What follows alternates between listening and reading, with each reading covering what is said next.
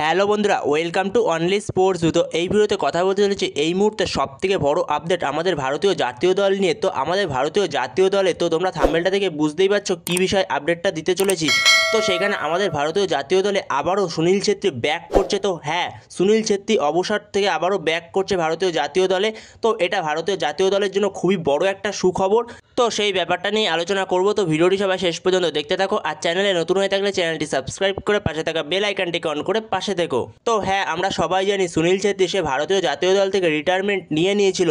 তো সেই জায়গায় সুনীল ছেত্রী ভারতীয় জাতীয় দল থেকে রিটায়ারমেন্ট নেওয়ার পরে একটাই চিন্তা মাথায় ঘুরছিল, তো সুনীল ছেত্রীর জায়গাটা কে পূরণ করবে। কোনো রকম বিকল্প খুঁজে পাওয়া যায়নি সুনীল ছেত্রীর ভারতীয় জাতীয় দলে।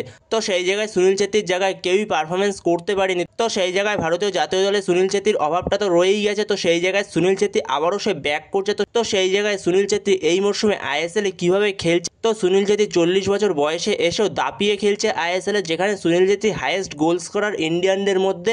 তো সেই জায়গায় সুনীল ছেত্রী অসাধারণ খেলছে। তো সেই জায়গায় সুনীল ছেত্রী আবারও ব্যাক করছে ইন্ডিয়ান ন্যাশনাল টিমে অবসর ভেঙে। তো সেই জায়গায় 19শে মার্চ ইন্ডিয়া ভার্সেস মালদ্বীপের যে ম্যাচটা রয়েছে ফ্রেন্ডলি ম্যাচ, তো সেই ম্যাচে সুনীল ছেত্রী আবারও নামবে। তো সুনীল ছেত্রীকে সেই ম্যাচে দেখা যাবে, একটা ফ্রেন্ডলি ম্যাচ। তো সেই ম্যাচে সুনীল ছেত্রীকে দেখা যাবে আবারও মাঠে। তো এরপরে যে এএফসি এশিয়ান কাপ কোয়ালিফিকেশনের যে ম্যাচটা শুরু হচ্ছে আমাদের 25 তারিখ থেকে যে জার্নিটা শুরু হচ্ছে, তো সেই জার্নিতে সুনীল ছেত্রীকে আমরা আবারও সাথে পাবো। তো সেই জায়গায় সুনীল ছেত্রীকে এখনও দরকার আমাদের ন্যাশনাল টিমে।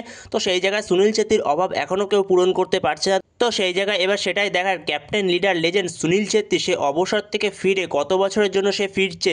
তো সেই জায়গায় সে আর কতদিন পর্যন্ত সার্ভিস দিতে পারে আমাদের ইন্ডিয়ান টিমকে, তো সেটাই দেখার। তো সেই জায়গায় যে 2027-এ এএফসি এশিয়ান কাপ আছে আমাদের ভারতের, তো সেই এশিয়ান কাপ অবধি কি নিয়ে যেতে পারবে সুনীল ছেত্রী ভারতকে টেনে।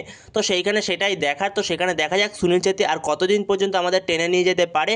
তো সেই জায়গায় দেখা যাক সুনীল ছেত্রী এই রিটায়ারমেন্ট থেকে ফিরে কতদিন পর্যন্ত আরও কন্টিনিউ করে সুনীল ছেত্রী ভারতের জাতীয় দলে।